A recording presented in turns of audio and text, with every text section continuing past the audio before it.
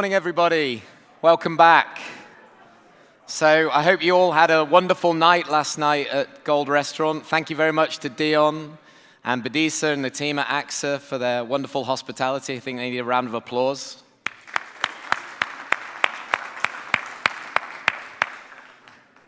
So some of us got a relatively early night, and we were in the lobby, 6:30 this morning. And we decided, you know, in my head, it was such a nice idea. We'd go for a nice leisurely run. And we turned the corner. Everything was fine. We left in the bus. We turned the corner into the parking lot. And at that point, the heavens opened. This is a great thing, obviously, for Cape Town. So, again, me being from Manchester, we call it liquid sunshine. And I seem to have brought that with me. It's a great message for Cape Town because, of course, of the drought and everything that we've heard about using the water. So I actually squeezed a 1.5 minute shower. I felt I deserved it today. The words I'd use to describe the run conditions is probably apocalyptic. Is probably the closest that you could get to it. Absolutely amazing spirit from everybody as well, though, to really get involved and to have that experience and to get to see.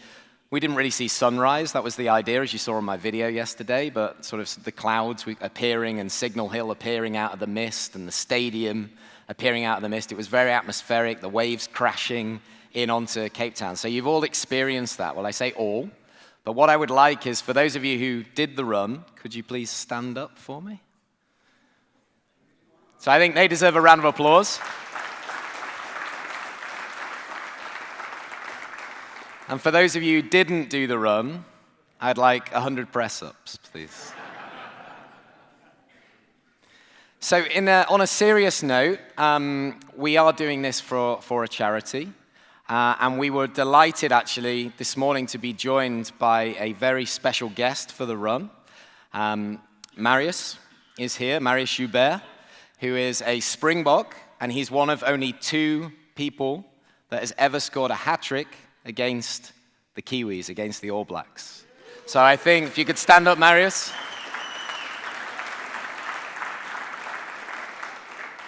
So to have a Springbok come along and take part in the run with us was just amazing. It was beyond my wildest dreams, so we really appreciate your time and effort.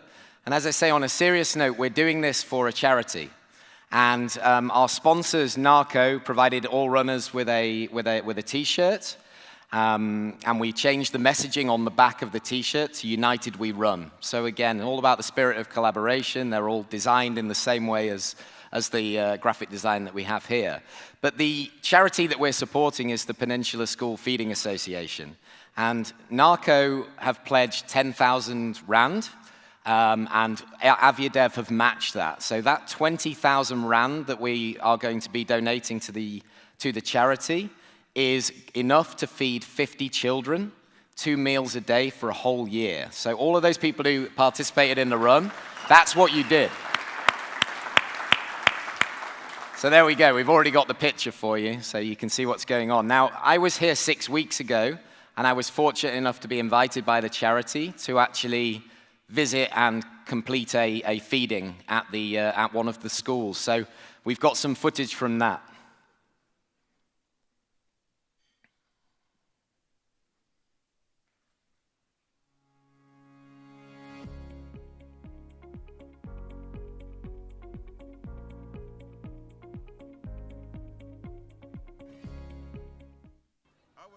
The School Feeding Association. I'm the fundraising manager. This is one of the schools in our feeding program called H.J. Kroneberg Primary. We provide meals to over 300 children here on a daily basis. We have about 201 schools in our feeding program, and this is one of them, a primary school. We make sure that each one of these children here at the school get a healthy breakfast and a lunch every day. And you know, a child cannot concentrate in the classroom without a meal. You know, our food builds immune systems as well at these schools. These children come from areas they're affected by poverty in a big way. So I think we're playing a small role, or a major role, in helping them concentrate in the classroom and helping them to learn. And we are driven by a statement or a philosophy that you can't teach a hungry child, John. So it's good to have you with us here today. Oh, it's great. I saw you playing a bit of football with the kids, and you've experienced the whole They were vibe. showing me a few skills. You know, I can't say I'm much good. So how long's the association been going? We are celebrating our 60th anniversary. Wow. We were established back in 1958 by the Rotary Club of Pardon Island. They're now called the Rotary Club of Table Bay. At that time, the government, the old apartheid government, stopped feeding children. They said schools were wasting money. And the Rotary Club said, no, there's a lot of children fainting in the classroom. There's hunger. There's a lot of hunger at schools, and they created the Peninsula School Feeding Association. And yeah, I think we've, to date, we've served over 1.6 billion meals. Wow. We've been around. Yeah. Wow. And we can only do this thanks to support from donors. And a big thank you to AviaDev and Narco. Yes, Narco. Yeah, for thank you, their Narco. support. Yeah, thank you very much for organising a walk in Cape Town as part of your conference. And every cent that comes from the conference thing, I think it's about 20,000 20,000 rand, but of course that could increase if anybody out there is listening and they'd like to contribute. We are contributing 200 rand per runner, between 200 rand from AviaDev and 200 rand from Narco. So, if you know where I am, if you'd like to donate and get involved, and potentially we might even come down and you guys can have a go playing on the football pitch as well. So we'll see you in June.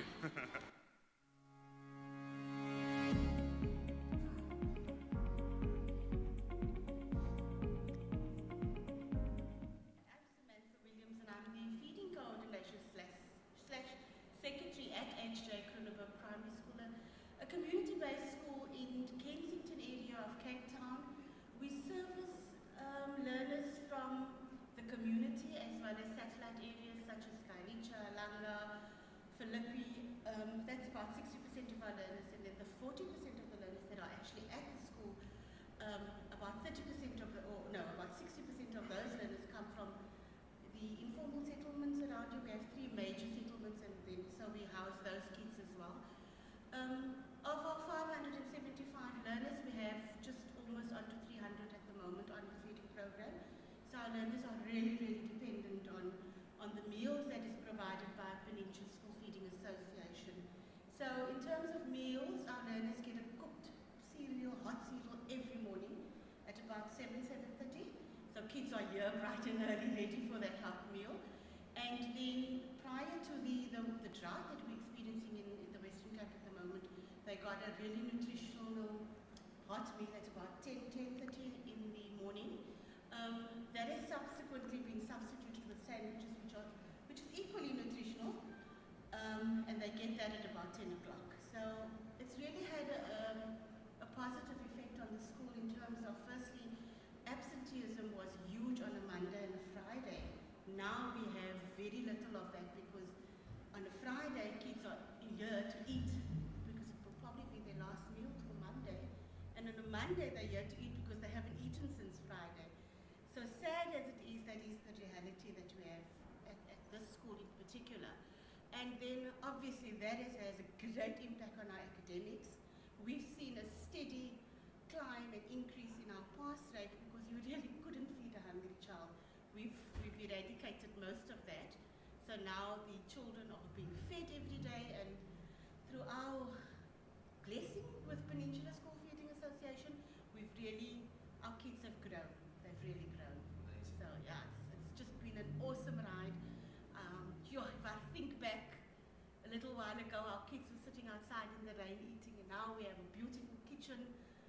And so yeah, we've just come a long way with Peninsula School Feeding Association. Fantastic.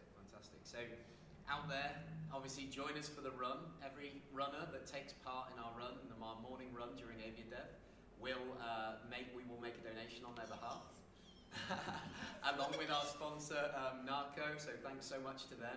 If any of you want to get involved and would like to donate as well, please just let me know. You know how to get hold of me, and we'll see you all in June. Thanks a lot.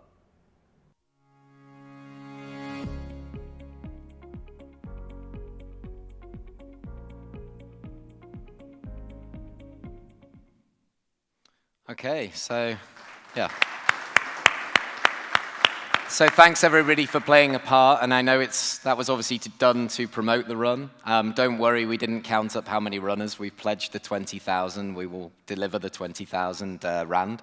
So we'll be presenting that later on.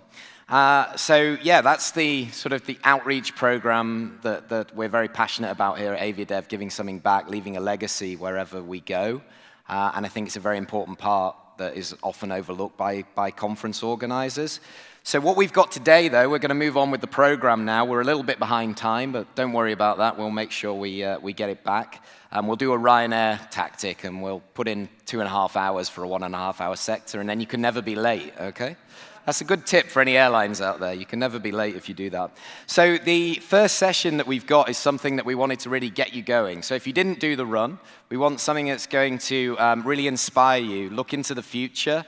And I'm delighted that we have Uber with us. But to present and introduce the concept of Uber Elevate, we have Embraer with us too, who have been a fantastic supporter, sponsor of AviaDev since the beginning, and they're very heavily involved in the Uber Elevate program. So I'd like to invite Raoul Velron, the Vice President of Sales for Africa and Middle East at Embraer, to please come to the stage and tell us a little bit more about Embraer. So please welcome Raoul.